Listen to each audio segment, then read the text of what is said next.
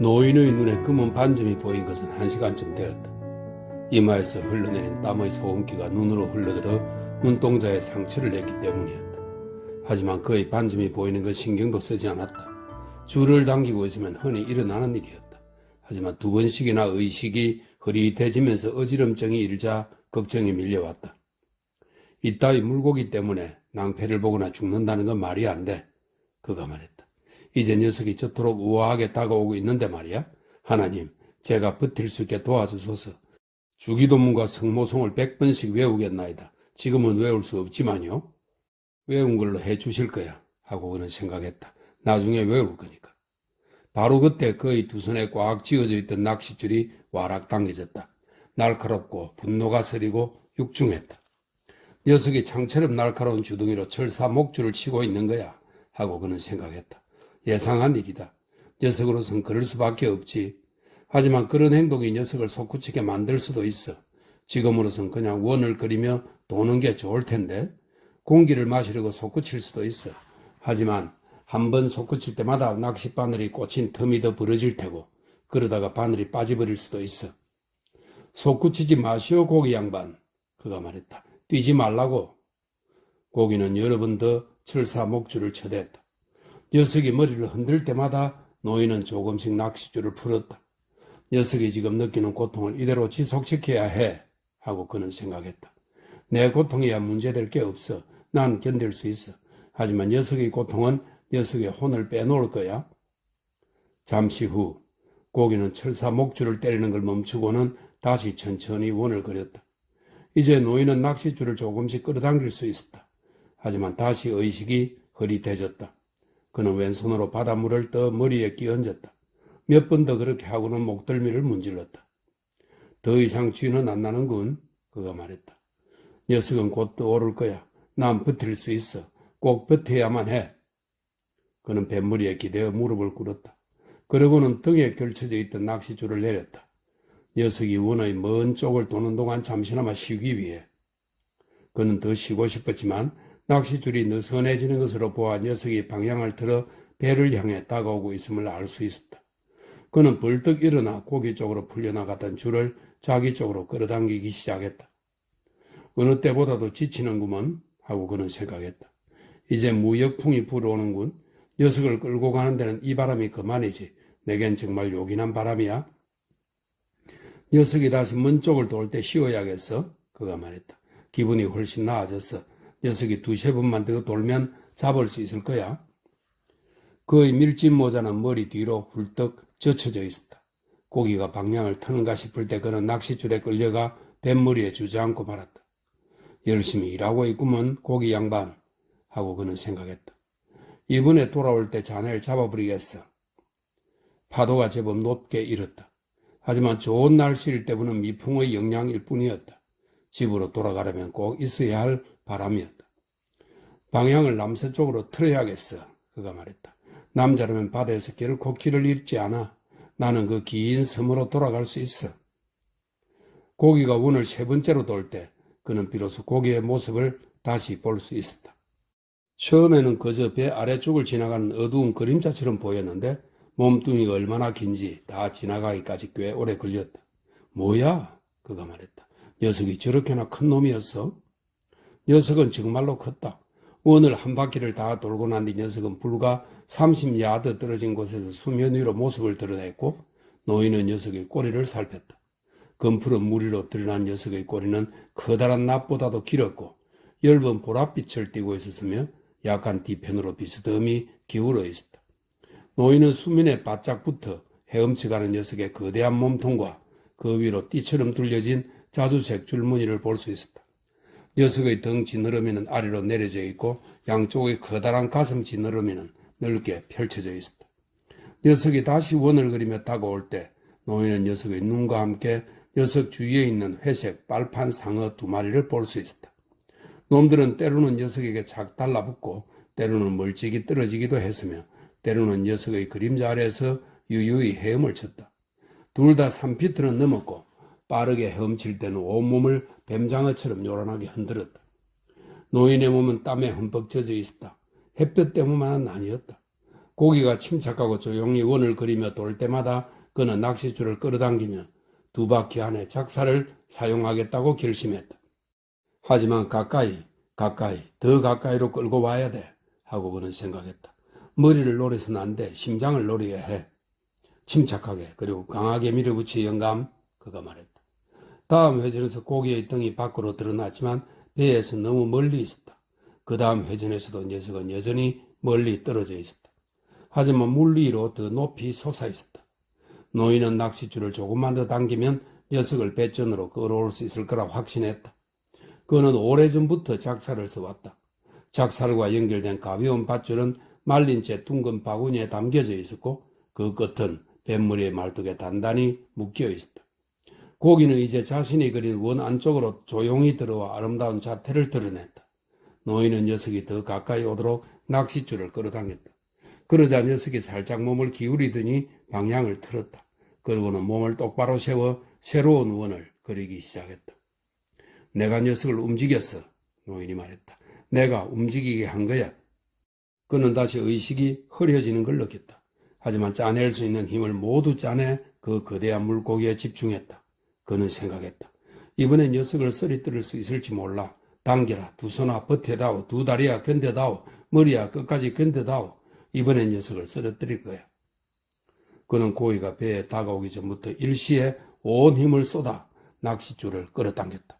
하지만 고기는 뒤집어질 듯 하다가 자세를 바로잡더니 헤엄쳐 달아나 버렸다. 저놈의 고기, 노인이 말했다. 고기 양반, 자네 무슨 수를 써도 죽을 운명이야. 자네도 날 죽여야겠나? 자네가 그래봐야 되는 건 없어 하고 그는 생각했다. 그는 입이 바싹 말라 말하기도 힘들었는데 지금 서 있는 자리에서 물병을 잡을 수도 없었다. 이번엔 녀석을 배전에다 붙이고 말겠어. 저렇게 계속 돌게 하는 건 나한테 좋지 않아. 그는 스스로에게 말했다. 그래, 넌 할 수 있어. 넌 언제든 할 수 있다고. 녀석이 한 바퀴를 더 돌았을 때 그는 녀석을 거의 잡을 뻔했다. 하지만 녀석은 다시 몸을 똑바로 하고는 느릿느릿 달아났다. 자네가 날 죽이고 있군, 고기 양반 하고 노인은 생각했다. 물론 자네한테도 그럴 권리는 있지. 이제 끝난 자네보다 더 크고 더 아름답고 더 침착하고 더 고결한 고기는 본 적이 없다네. 형제, 이리 와서 날 죽이게. 누가 누구를 죽이든 난 개의치 않네. 머리가 뒤죽박죽이 되고 있어 하고 그는 생각했다. 정신 차려, 정신을 차려야 해. 그리고 사내답게 고통을 견디는 방법을 찾아봐. 아니면 저 고기처럼이라도 해봐. 맑아져라 머리야. 그는 거의 들리지 않는 소리로 말했다. 맑아져라. 녀석이 두 번 더 원을 그렸지만 달라진 건 없었다. 모르겠군 하고 노인은 생각했다. 녀석이 달아날 때마다 그는 감각의 극한에 다다랐다. 어떻게 된 건지 왜 안 되는지 모르겠어. 하지만 다시 한번 시도해 볼 거야. 고기가 원을 그리며 가까이 왔을 때 그는 정신을 잃고 쓰러질 것만 같은 상태로 다시 낚싯줄을 잡아당겼다. 하지만 고기는 또다시 균형을 잡고 커다란 꼬리를 허공에 흔들며 느릿느릿 그의 시야에서 벗어났다. 다시 한번 해볼 거야 하고 노인은 마음을 다잡았다. 하지만 그의 손은 살갗이 벗겨져 흐느적거렸고 눈도 가끔씩만 맑아졌다. 다시 시도를 해봤지만 상황은 변하지 않았다. 그는 다시 한번 해보자고 다짐했지만 시작도 하기 전에 의식이 혼미해졌다. 난 다시 해볼 거야. 그는 자신의 모든 고통과 남아있는 모든 힘과 오래도록 간직해온 자부심을 걸어모아 물고기가 느끼고 있는 극단의 고통과 마주했다. 마침내 녀석이 몸을 들어 비스듬히 누운 채 부드럽게 다가왔다. 주둥이가 베어인 나무 판자에 닿을 만큼 아주 가까이 다가와서 배를 스쳐 지나가기 시작했다. 자주색 줄무늬를 가진 그 기다란 녀석의 은색 몸통이 바닷속에 끝없이 이어져 있는 것만 같았다. 노인은 낚싯줄을 바닥에 내려 한쪽 발로 밟고는 작사를 최대한 높이 들어올렸다. 그러고는 젖먹던 힘까지 걸어모아 온 힘을 다해 작사를 꽂았다. 노인의 가슴 높이까지 솟구쳐 올라온 녀석의 커다란 가슴 지느러미 바로 뒤편은 옆구리에 작살의 쇠날이 녀석의 살을 뚫고 들어가는 것이 노인의 손에 느껴졌다. 그는 작살 위로 몸을 기울여 더 깊숙이 박아넣고는 체중을 모두 실어 쑤셔 넣었다. 죽음에 직면한 녀석은 마지막 생기를 끌어내 그 길고 늘따른 몸통을 자신의 모든 힘과 아름다움을 뽐내듯 물 밖으로 드러냈다. 녀석이 작은 배 안의 노인보다 더 높이 치솟은 것 같았다. 그러고는 요란한 굉음을 내며 바닷속으로 떨어졌다. 녀석이 이렇게 물기둥이 노인과 배 위로 쏟아져 내렸다. 노인은 의식이 가물거리고 속이 메스꺼웠으며 눈이 잘 보이지 않았다. 하지만 살이 다 벗겨진 두 손으로 작살에 달린 밧줄을 풀어 물속으로 흘러보냈다. 눈이 정상으로 돌아왔을 때 그는 은색의 배를 드러낸 채 물 위에 뒤집어져 있는 녀석의 몰골을 볼 수 있었다. 녀석의 어깨 쪽에는 작살 자루가 비스듬히 튀어나와 있었다. 바다는 온통 녀석의 심장에서 뿜어져 나온 피로 붉게 물들어 있었는데 얼핏 보면 그 피는 깊이가 1마일이 넘는 이 검푸른 바닷속을 떠도는 검은 물고기 떼처럼 보이기도 했다. 피는 구름처럼 넓게 퍼져나갔다. 녀석의 굳은 은색 몸통은 파도에 일렁이며 떠 있었다. 노인은 흐릿한 눈으로 조심스레 녀석을 바라보았다. 그러고는 뱃물이 말뚝에 작살 밧줄을 두 바퀴 감아놓고는 두 손을 머리에 얹었다. 정신을 차리자. 그가 뱃머리의 판자에 기댄 채 말했다. 난 지친 늙은이야. 하지만 난 내 형제인 이 녀석의 명줄을 끊었고 이제 노예처럼 일을 해야만 해. 올가매와 밧줄로 녀석을 배와 나란한 방향으로 묶어놔야 해 하고 그는 생각했다. 억지로 녀석을 배에 실었다간 이 작은 배가 견디지 못할 수도 있어. 아무리 물을 퍼낸다 해도 말이야. 이 모든 준비를 마치고 녀석을 붙들어 맨 다음 돛대를 세우고 집으로 돌아가면 돼. 이제 녀석을 배 가까이로 끌어와야 했다. 아가미에서 주둥이까지 밧줄로 꿰은 다음 대가리를 뱃머리 옆에다 붙들어 매야 했다. 녀석을 제대로 보고 싶어 하고 그는 생각했다. 만져보고 느껴보고 싶어. 녀석은 내 재산이야. 하지만 그래서 만져보고 싶은 건 아니야. 작사를 재차 밀어넣었을 때 녀석의 심장을 만지는 기분이 들었어. 이제 녀석을 바짝 끌어다가 꼬리와 몸통 중간쯤에 올가미를 씌우고 배에다 단단히 묶어야지. 작업을 하셔나 이 늙은이야. 그가 말했다. 그는 아주 조금 목을 축였다. 결투가 끝났으니 이제 노예처럼 뼈 빠지게 일만 하면 돼. 그는 하늘을 한번 올려다보고는 고기에게로 눈을 돌렸다. 그리고는 다시 조심스레 태양을 바라보며 생각했다. 정오가 지난 지 얼마 안 되었고 여전히 무역풍이 불고 있어. 낚싯줄에 이제 어찌되든지 괜찮아. 집으로 돌아가서 아이랑 같이 이어붙이면 되니까. 이리 오시오 물고기 양반. 그가 말했다. 하지만 바다 위에 벌렁 누운 녀석은 끌려오지 않았다. 그래서 노인이 노를 저어 녀석에게로 다가갔다. 가까이로 가서 녀석의 머리를 뱃머리에 대고 보니 녀석의 믿기지 않을 만큼 엄청난 크기를 다시 한번 확인할 수가 있었다. 하지만 그는 침착하게 말뚝에 매어 놓았던 밧줄을 풀었다.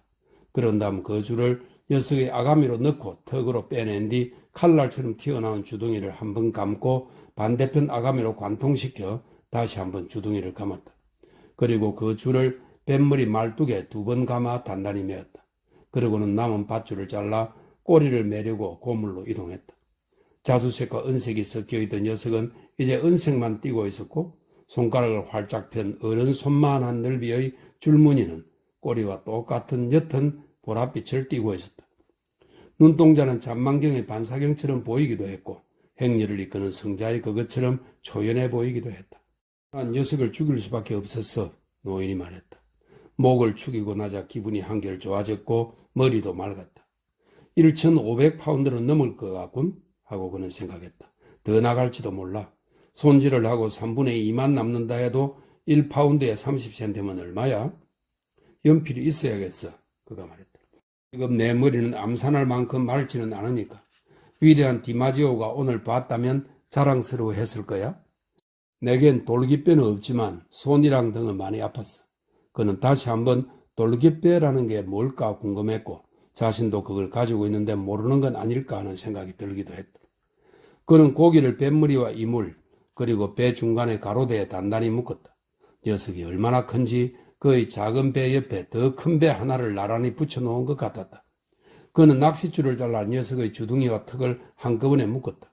주둥이가 부러지지 않아야 배가 제대로 나갈 수 있기 때문이다.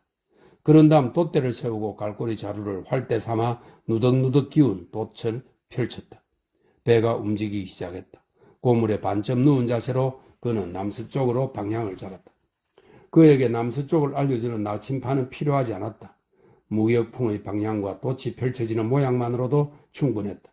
그는 생각했다. 작은 낚싯줄에다 가짜 미끼를 달아 뭘 좀 낚아 먹어야겠어. 목도 축이고. 하지만 가짜 미끼로 쓸만한 것이 없었고 정어리도 상해서 미끼로 쓸 수가 없었다. 그래서 그는 물 위에 떠있는 누런 만류 해초를 갈구리로 건져내 그 안에 든 새우를 배 바닥에 틀었다. 10마리가 넘는 새우가 모래벼룩처럼 팔짝거리며 튀어올랐다. 노인은 엄지와 검지로 새우의 머리를 떼낸 후 껍질째 꼬리까지 씹어먹었다.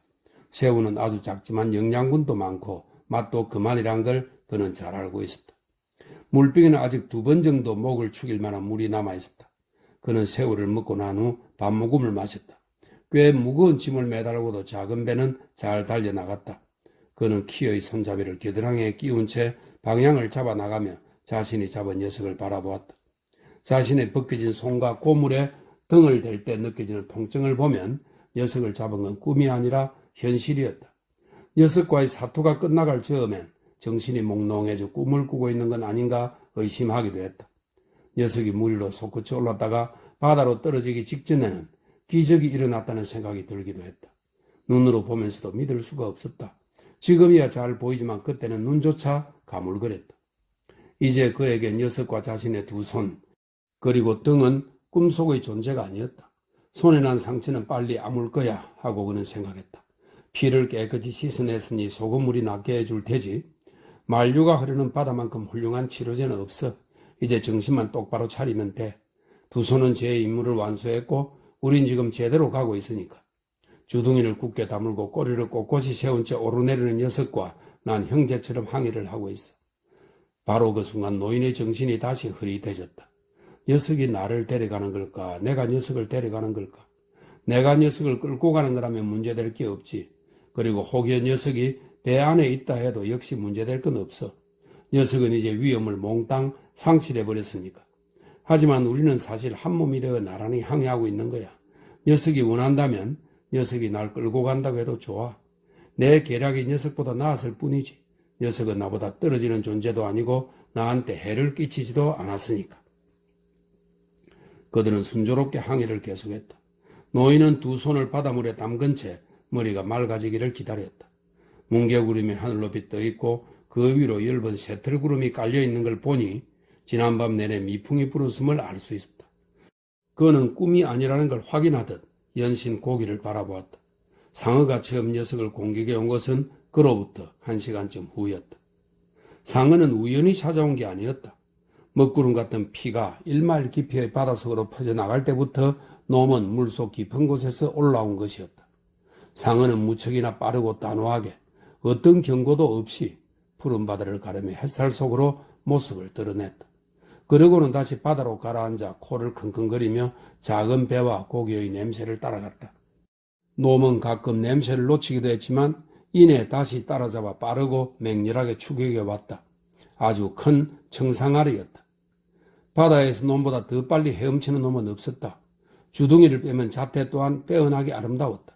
등은 황새치처럼 푸른색이고 몸통은 은색이며 껍질은 부드럽고 우아했다. 덩치 너러미를 높게 세운 채 미동도 없이 칼날처럼 바다를 가르는 놈은 꾹 담은 주둥이를 제외하고는 황새치와 흡사했다. 2겹으로 된 입술 안쪽에는 8줄의 이빨이 비스듬히 박혀 있었는데 다른 상어들의 피라미드형 이빨과는 다른 모양이었다. 새 발톱처럼 오므려진 놈의 이빨은 노인의 손가락만큼 길었고 양쪽 가장자리는 면도날처럼 날카로웠다. 바다에 사는 물고기는 무엇든 다 잡아먹을 것처럼 생긴 그놈은 엄청나게 빠르고 억센데다 잘 무장되어 있어 상대가 될 적수가 없었다. 지금 바로 그놈이 신선한 피냄새를 맡고 푸른 지느러미를 세운 채 빠르게 물살을 가르고 있는 것이었다. 노인은 그 청상아리가 두려움이라고는 전혀 없는 원하는 것은 무엇든 정확히 해치우는 놈임을 알아봤다. 놈이 점점 다가오는 것을 지켜보며 그는 작사를 꺼내 거기 밧줄을 단단히 묶었다. 고기를 배에 묶을 때 쓴 탓에 남은 밧줄은 그리 길지 않았다. 이제 노인의 머리는 맑았고 놈을 잡아보겠다는 결의도 단단했지만 기대는 크게 하지 않았다. 다가오는 놈을 지켜보며 좋은 일은 오래가지 않는 법이지 하고 생각했다. 배에 묶어둔 덩치 큰 고기를 헐깃 보며 그는 속으로 말했다. 덴투스가 공격에 오다니. 이 덴투스는 스페인어로 뾰족한 이빨이라는 뜻으로 여기서는 청상아리를 말하는 겁니다. 덴투스가 공격에 오다니. 늘 잡은 게 꿈이라면 좋겠구나. 하지만 내가 저 우라질 놈을 못 잡는다는 법은 없지. 청상아리는 빠르게 고물로 다가오더니 주둥이를 벌려 배에 매달린 고기의 꼬리 바로 윗부분을 물어뜯었다. 노인은 놈의 벌어진 주둥이와 이상야릇한 눈, 그리고 철컹거리는 이빨을 바라보았다. 놈의 머리가 수면 위로 솟구치더니 허리까지 물 밖으로 드러났다. 고기의 껍질과 살점이 뜯겨 나가는 소리가 들리자 노인은 놈의 두 눈을 잇는 선과 코에서 등으로 곧게 뻗어나간 선이 마주치는 지점에 작사를 꽂아 넣었다. 물론 그런 선이 있을 일은 없었다. 단지 크고 뾰족한 푸른색의 머리와 큰 눈, 그리고 무엇이든 삼킬 듯한 주둥이가 있을 뿐이었다. 하지만 바로 그 부분이 놈의 뇌였고 노인의 작사는 그곳을 파고들었다. 그는 피가 묻어 진득거리는 두 손으로 온 힘을 다해 멋지게 작사를 쑤셔박았다. 기대는 하지 않았지만 충만한 자신감과 더할 수 없는 적개심으로 청상아리를 찌른 것이다. 청상아리가 한 바퀴를 뒹굴었고 노인은 놈의 눈에서 생기가 빠져나가는 걸 보았다. 놈이 다시 한번 몸을 뒤집자 밧줄이 놈의 몸을 두 바퀴나 감아버렸다. 노인은 청상아리의 명이 다했다는 걸 알았지만 놈은 그 사실을 받아들이지 않았다. 뒤집혀 배를 드러낸 청상아리는 꼬리로 물을 마구 치고 턱을 움직여 철컹거리는 소리를 내며 마치 괴속정처럼 물길 위를 미끄러졌다. 꼬리로 물을 칠 때마다 흰 포말이 일었다. 팽팽하게 당겨진 밧줄이 부르르 떨다가 뚝 끊어져 버리자 놈의 몸뚱이 4분의 3이 물 밖으로 드러났다. 청상아리는 한동안 그렇게 바다 위에 떠 있었고 노인은 그 모습을 지켜보았다. 그러다가 놈은 무척이나 느리게 물속으로 가라앉았다. 저놈이 뜯어먹은 게 40파운드는 되겠군. 노인이 큰 소리로 말했다. 작살이랑 밧줄도 가져가 버렸어. 이제 내 고기가 다시 피를 흘리기 시작했으니 다른 놈들이 또 몰려들겠지. 그는 살점이 뜯겨져 나간 고기를 더 이상 보고 싶지 않았다. 고기가 공격을 받았을 때는 마치 자신이 공격당하는 것 같았다. 그래도 난 내 고기를 공격한 청상아리의 명줄을 땄잖아 하고 그는 생각했다. 더구나 놈은 이제껏 본 것 중에 가장 큰 덴투스였어. 내가 그건 얼마나 큰 놈들을 봤는지 하나님은 아시지. 좋은 일은 오래가지 않는 법이야 하고 그는 다시 한번 생각했다. 이 모든 게 꿈이라면 얼마나 좋을까. 고기를 잡은 적도 없고 그저 신문지를 깔고 침대에 혼자 누워있는 거라면 얼마나 좋을까. 그렇지만 인간은 결국 패배하기 위해 태어난 건 아니야. 그가 말했다. 인간은 파멸될 수는 있어도 패배할 수는 없어. 그래도 고기에 명줄을 딴 건 미안한 일이야 하고 그는 생각했다. 이제 힘겨운 시간이 찾아오겠군. 그런데 내겐 작살조차 없어. 덴투소 자식은 잔혹하고 능란하고 억세고 똑똑해. 그래봐야 놈보다 내가 더 똑똑하지. 아니 어쩌면 아닐지도 몰라. 그저 내가 좀 더 나은 무기를 갖고 있을 뿐인지도 몰라. 생각 좀 하지 마 영감. 그가 큰 소리로 말했다. 그냥 진로를 따라 항해해. 그러다가 또 다른 놈이 나타나면 그때 가서 맞으면 돼. 하지만 난 생각을 해야 돼. 하고 그는 생각했다. 내게 남은 거라고는 생각과 야구가 전부니까. 내가 청상아리의 뇌를 찍는 솜씨를 위대한 디마지오가 봤다면 얼마나 좋아했을까? 사실 내 솜씨는 위대하다고까진 할 수 없어. 그 정도야 누구든 마음만 먹으면 할 수 있어. 하지만 내 벗겨진 두 손이 디마지오의 돌깃뼈만큼 장애했을 수도 있잖아. 발꿈치가 아팠던 건 딱 한 번밖에 없었어. 수영을 하다가 가오리에게 발꿈치를 쏘였을 때였지. 다리 아래쪽이 마비되면 참을 수 없이 아팠지. 무언가 즐거운 일을 좀 생각해 보라고 이 영감탱이야. 그가 말했다. 이젠 시시각각 집과 가까워 오고 있잖아. 또 잃어버린 고기 살점 40파운드만큼 배는 가벼워진 거잖아. 그는 해류의 안쪽으로 들어가면 어떤 일이 벌어질 수 있는지 잘 알고 있었다. 하지만 지금으로선 달리 방도가 없었다. 그래도 방법이 있긴 하지. 그가 큰 소리로 말했다. 노 두 개 중 한 개의 손잡이에 칼을 묶으면 돼. 그는 키를 겨드랑이 밑에다 끼우고 아랫줄을 발로 밟은 채 노의 손잡이에 칼을 묶었다. 그래, 난 늙은이야. 하지만 난 무장하고 있어. 미풍이 불었고 항해는 순조로웠다. 배에 매단 고기의 앞쪽만 지켜보자 조금은 희망이 되살아났다. 그래, 희망을 버리지 말자고 하고 그는 생각했다. 희망을 버리는 건 바보짓이고 나에겐 심지어 죄악으로 느껴지기도 해. 하지만 지금은 죄악에 대해서는 더 생각하지 말자고. 그 문제 아니고도 당장 생각해야 할 게 많으니까. 더구나 난 죄악이 무엇인지 잘 알지도 못하니까. 난 죄악을 이해하지 못하고 그런 걸 믿는다고 말할 수도 없어. 고기를 죽이는 건 어쩌면 죄악일지 몰라. 비록 내가 먹고 살려고 또 다른 사람들을 먹이려고 죽였다고 해도 말이야. 하지만 그런 식이라면 모든 게 죄악이지. 아무래도 죄악에 대해서는 생각하지 않는 게 좋겠어. 그 문제를 생각하기엔 이미 너무 늦어버렸어. 그 문제는 그걸 생각하는 걸로 먹고 사는 사람들에게 맡겨두자고. 그대는 어부가 되기 위해 태어났잖아. 물고기는 물고기가 되기 위해 태어났듯이 예수님의 제자였던 산 베드로도 어부였지. 위대한 디마지오의 부친처럼. 그는 평소 생각하기를 좋아했다. 그에게는 책도 라디오도 없기 때문이었다. 지금도 생각할 수밖에 없었다. 그는 많은 것을 생각했고 죄악에 대해서도 계속 생각했다. 그대가 녀석의 명줄을 딴 건 단지 먹고 살기 위해서만은 아니었어. 그대가 어부이기 때문이고 어부로서의 자부심이 있기 때문이었어. 그대는 녀석이 살아있을 때도 녀석을 사랑했고 죽은 뒤에도 사랑하고 있어. 녀석을 사랑했기에 녀석을 죽인 건 죄악이 아니야. 아니, 더 무거운 죄악인가? 참 생각도 많군요, 영감님. 그가 큰 소리로 말했다. 하지만 뗀 투수의 명줄을 딴 건 즐거웠지 하고 그는 생각했다. 놈도 그대와 마찬가지로 고기를 먹고 살기에 덤벼들었을 뿐이야. 몇몇 상어들처럼 썩은 고기를 먹는 놈도 아니었고 맛있는 걸 찾아 돌아다니는 놈도 아니었어. 놈은 아름답고 고결하고 아무것도 두려워하지 않았어. 내가 놈을 죽인 건 정당방위였어. 노인이 큰 소리로 말했다.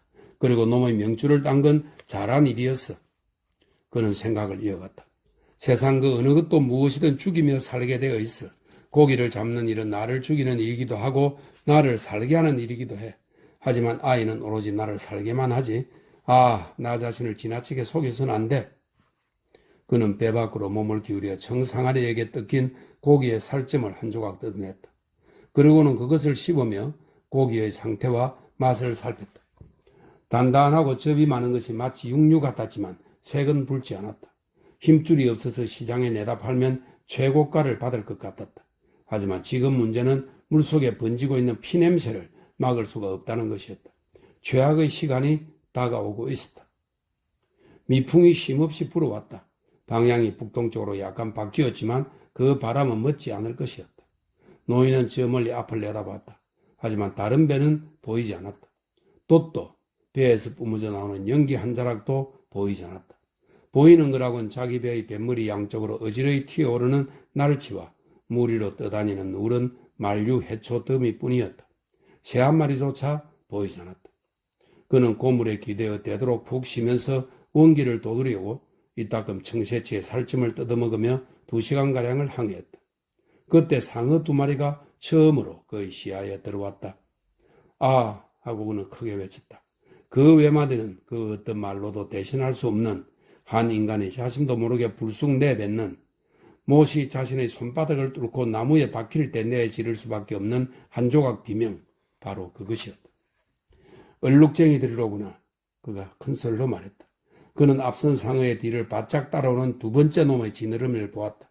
삼각형 모양의 갈색 지느러미와 빗자루를 쓰는 듯한 꼬리의 움직임으로 봐서 코가 삽처럼 생긴 가래상어였다.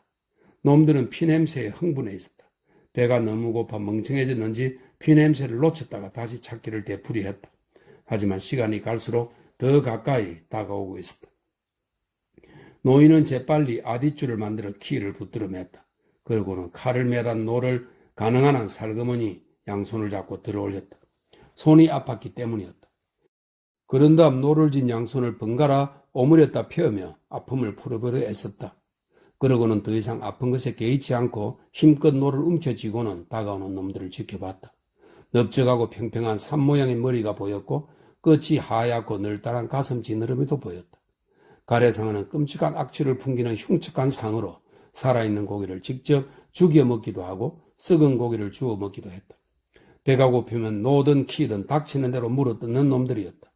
바다 거북이 물 위에 떠서 잠을 자고 있을 때 다리나 갈퀴를 잘라 먹는 것도, 허기가 지면 피냄새나 비린내가 나지 않는 사람까지 공격하는 것도 바로 이놈들이었다.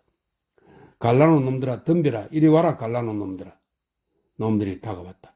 하지만 놈들은 청상아리처럼 무작정 덤비지 않고 먼저 한 놈이 몸을 틀어 노인의 배 아래로 사라졌다.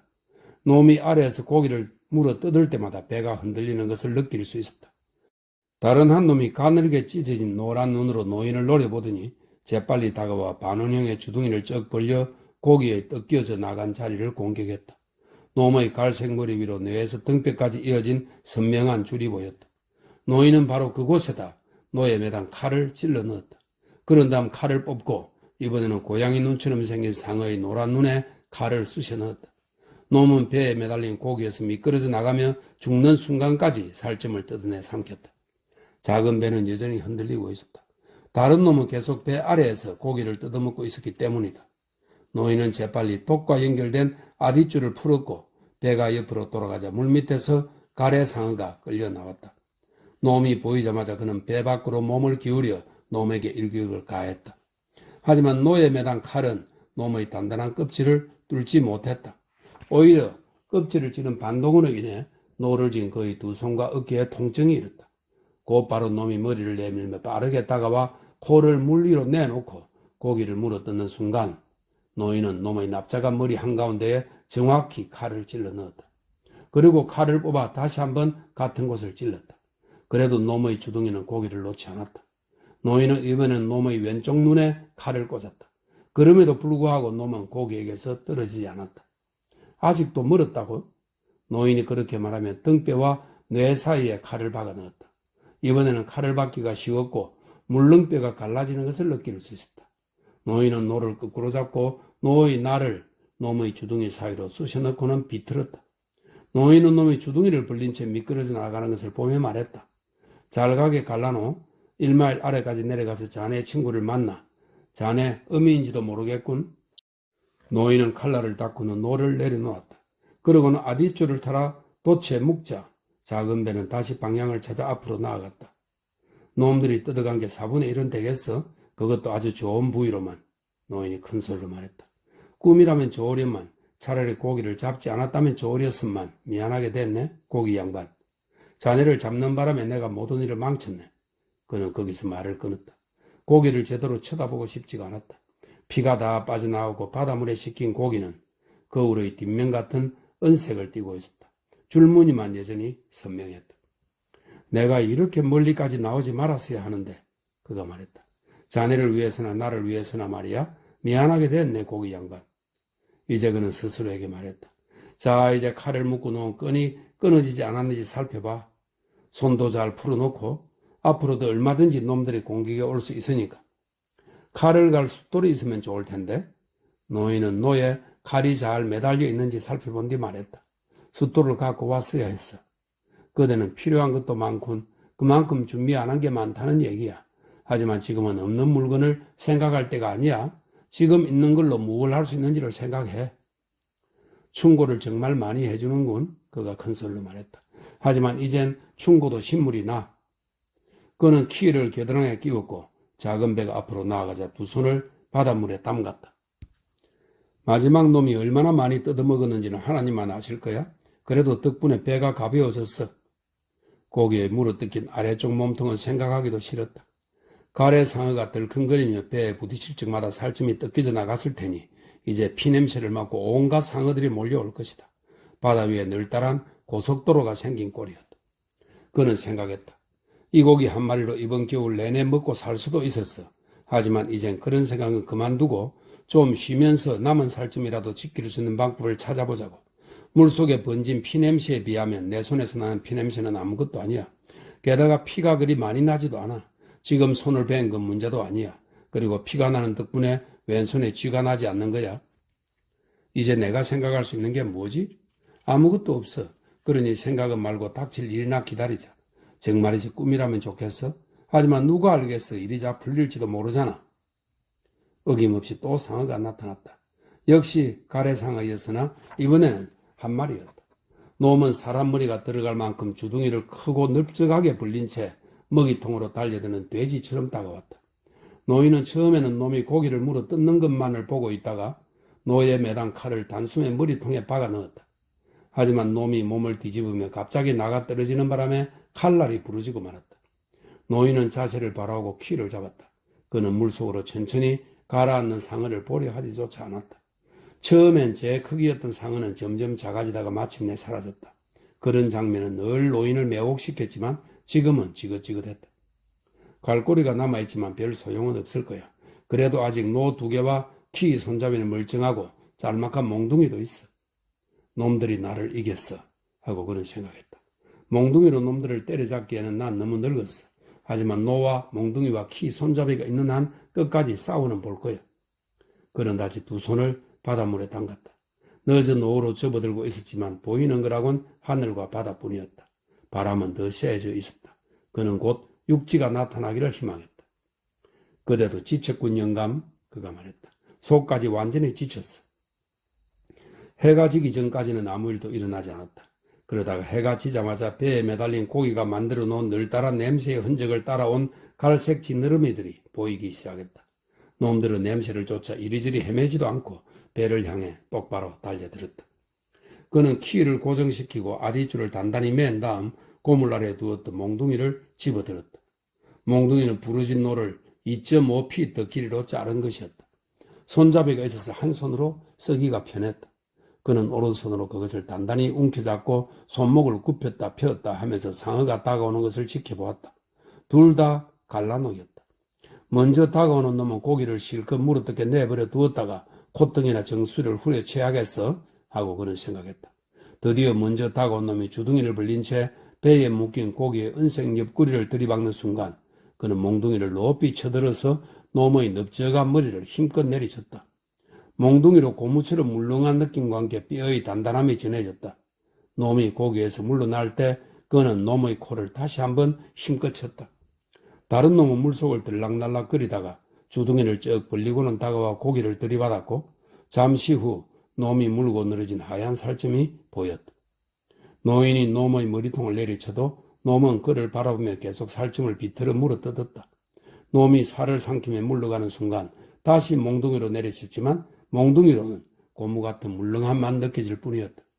덤벼 갈라노 자식아, 노인이 말했다. 다시 덤벼 보라고. 상어는 쏜살같이 다가왔고 노인은 놈이 주둥이를 다물 때를 기다려 최대한 몽둥이를 높이 쳐들어 다시 한번 힘껏 내리쳤다. 이번엔 뒷머리의 뼈가 느껴졌다. 상어가 고기를 물러뜯고는 슬금슬금 물러날 때 그는 다시 한번 똑같은 곳을 가격했다. 놈들이 다시 나타난지 지켜보았지만 어느 놈도 보이지 않았다.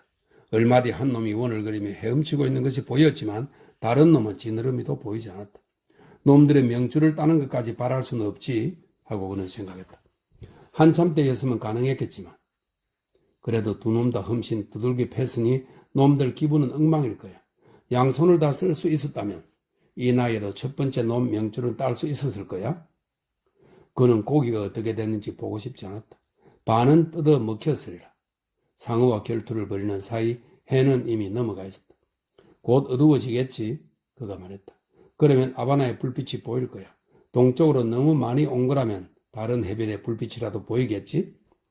이젠 그다지 멀지는 않을 거야 하고 그는 생각했다. 아무도 걱정하지 말아야 할 텐데 물론 그 아이는 날 걱정하고 있겠지. 하지만 날 믿을 거야.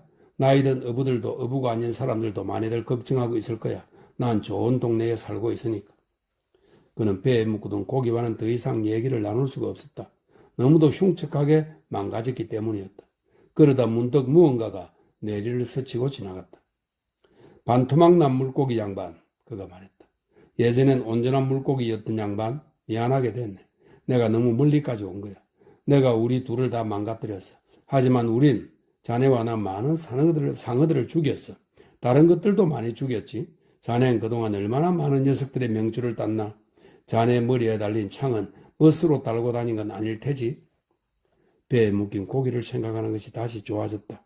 녀석이 만약 자유롭게 헤엄칠 수 있다면 상어와 어떤 대결을 펼칠까. 그런 상상을 하니 즐거웠다. 그는 생각했다. 녀석의 주둥이를 잘라 놈들과 싸울 때 썼으면 좋았을 거야. 하지만 난 도끼가 없었고 이젠 칼도 쓸 수 없어. 만약 주둥이를 잘라낼 수 있었다면 노에다 단단히 묶어 멋진 무기로 쓸 수 있을 텐데. 그랬다면 우린 함께 놈들과 싸웠을 테지. 이제 이 밤중에 놈들이 나타나면 그대는 어떻게 할 건가? 그대가 할 수 있는 게 뭐지? 놈들과 싸워야지. 그가 말했다. 죽을 때까지 놈들과 싸울 거야. 어둠이 내렸다. 빛이라고는 없었다. 오직 바람과 힘없이 배를 끌고 가는 돛뿐이었다. 그는 자신이 이미 죽었을지 모른다는 느낌이 들었다. 하지만 두 손을 마주잡고 비벼보니 자신은 살아있었다. 손을 펼쳤다 접었다 하는 것만으로도 삶의 통증이 느껴졌다. 고물에 기대어 봐도 자신이 죽지 않았음을 알 수 있었다. 어깨의 통증 때문이었다. 고기를 잡으면 기도문을 외우겠다고 약속했었지? 하고 그는 생각했다. 그런데 지금은 너무 지쳐서 외울 수가 없어. 부대를 가져와 어깨를 덮어야겠어. 그는 고물에 누운 채로 키를 조정하며 밤하늘 어느 쪽에선가 빛이 나타나기를 기다렸다. 난 반토막난 녀석을 갖고 있어. 하고 그는 생각했다. 운이 좋으면 반이나마 가지고 돌아갈 수 있겠지. 그 정도 행운은 남아있겠지. 아니야, 너무 멀리 나왔을 때 내 운은 이미 끝나버린 거야. 멍청하게 좀 굴지 마. 그가 큰 소리로 말했다. 정신 차리고 키나 똑바로 잡아. 아직 그대에게 행운이 남아있을지도 모르잖아. 그걸 파는 가게가 있다면 좀 사고 싶군. 무엇으로 살 건데? 하고 그는 자신에게 물었다. 잃어버린 작살과 부러진 칼, 망가진 두 손으로 그걸 살 수 있겠어? 그럴 수도 있지. 그가 말했다.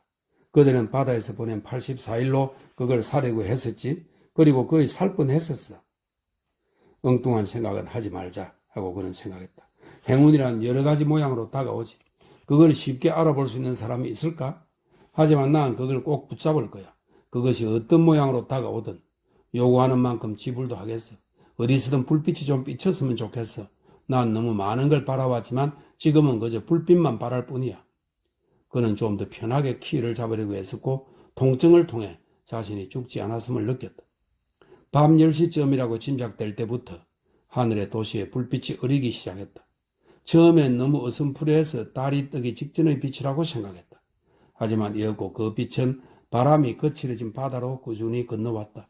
그는 키를 돌려 불빛 쪽으로 방향을 잡으면서 곧 해류의 가장자리에 이르게 될 거라고 생각했다. 이제 다 끝났어 하고 그는 생각했다. 하지만 놈들이 다시 공격에 올지도 몰라. 그러면 이 깜깜한 곳에서 무기도 없는 인간이 놈들에게 대항해 무엇을 할 수 있을까? 그의 몸은 결리고 쓰라렸다. 온몸의 상처들이, 긴장했던 근육들이 밤의 냉기로 인해 아파왔다. 다시 싸우지 않았으면 좋겠어 하고 그는 생각했다. 정말 다시는 싸우고 싶지 않다. 하지만 자정 무렵 그는 다시 결투를 벌여야 했다. 이번에는 자신이 완전히 패배하리라는 것을 그는 잘 알고 있었다. 놈들은 때를 지어 몰려왔고 어둠 속에서 보이는 것이라고 놈들의 지느러미가 만들어낸 물 위의 성과 놈들이 고기를 물어뜯을 때 바라는 인광뿐이었다. 그는 고기가 뜯기는 소리를 쫓아 놈들의 머리통을 후려쳤다. 놈들이 고기를 물고 늘어질 때마다 배가 흔들렸다. 오로지 느낌과 소리에 의지해 그는 사력을 다해 몽둥이를 휘둘렀다. 하지만 무언가가 몽둥이를 잡아당겼고 꼭 그것을 빼앗기고 말았다. 그는 키 손잡이를 떼어내 그것을 양손으로 잡고 놈들을 마구 팼다. 하지만 뱃무리에 모여있는 놈들은 한 마리씩 번갈아가며 고기를 물어뜯기도 하고 한꺼번에 물어뜯기도 했다. 그리고 한 바퀴 돌아 다시 한번 다가온 놈들은 물속에서 빛을 발하고 있는 고기의 몸통의 마지막 살점까지 다 물어뜯어버렸다. 그리고 한 마리가 마침내 아직 살이 남은 고기 머리를 향해 달려들었다. 노인은 이제 모든 것이 끝났음을 알 수 있었다. 그는 놈의 머리통을 향해 키 손잡이를 내리쳤다. 한 번, 두 번, 다시 또다시 키 손잡이가 부러지는 소리가 들렸다. 그는 부러진 키 손잡이를 다시 놈에게 휘둘렀고 그것이 놈의 몸속으로 파고드는 것이 느껴졌다. 그것의 끝이 제법 날카롭다는 것을 깨닫고는 거듭 다시 찔렀다. 마침내 놈이 멀리로 물러갔다. 그놈이 노인과 마지막까지 싸운 상어였다. 고기에게는 더 이상 뜯기를 살점이 없었다. 노인은 이제 숨도 쉬기 어려운 상태였다.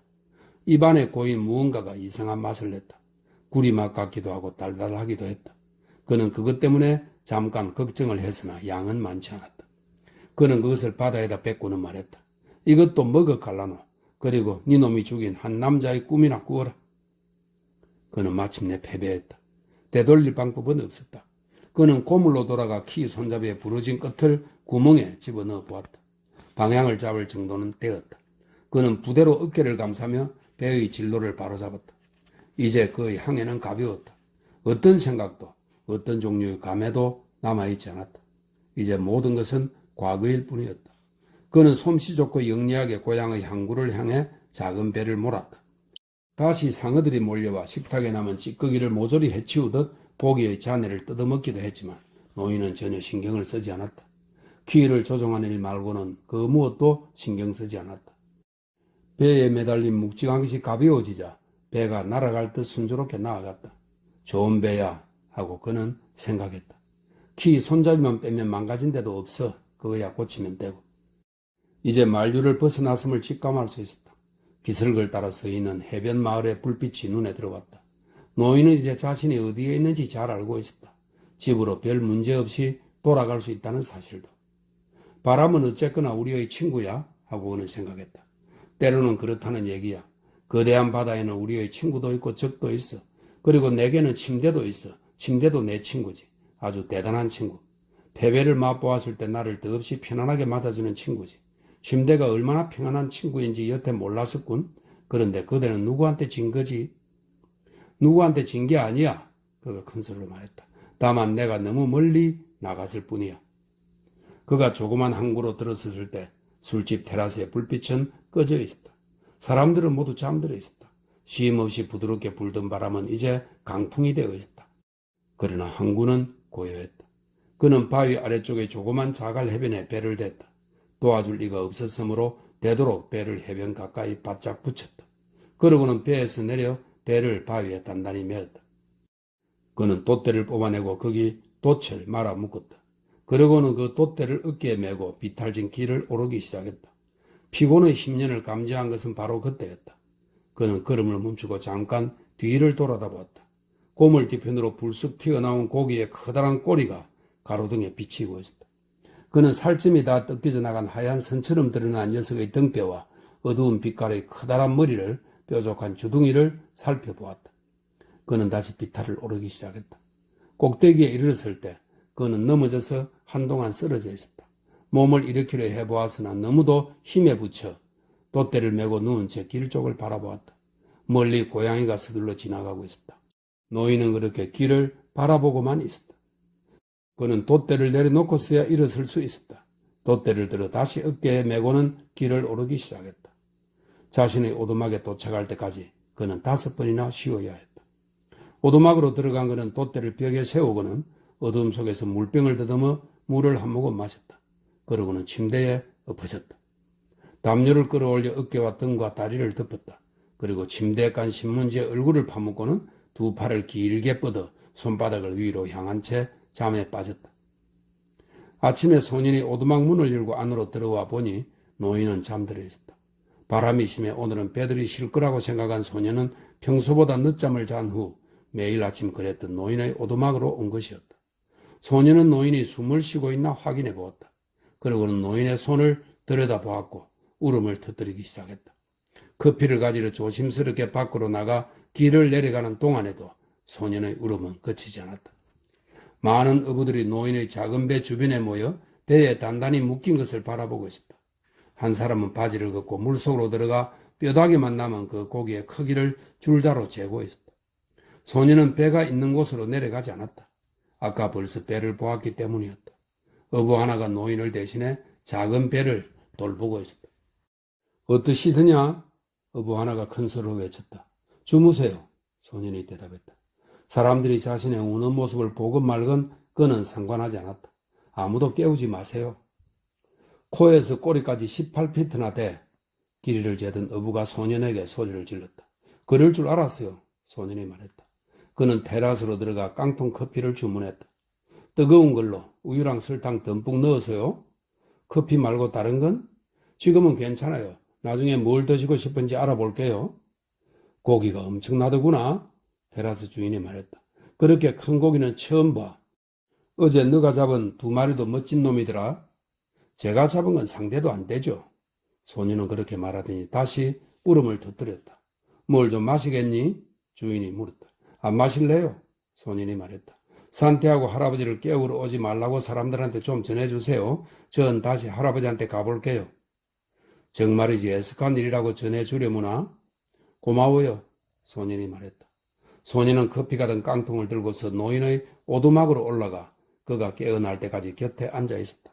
딱 한 번 그가 깨어난 것처럼 보였다. 하지만 그는 다시 깊이 잠들었고 소년은 커피를 데울 장작을 빌리러 밖으로 나와 길을 건넜다. 얼마 후 마침내 노인이 깨어났다. 그냥 누워 계세요. 소년이 말했다. 이걸 마시세요. 그는 유리잔에다 커피를 조금 부었다.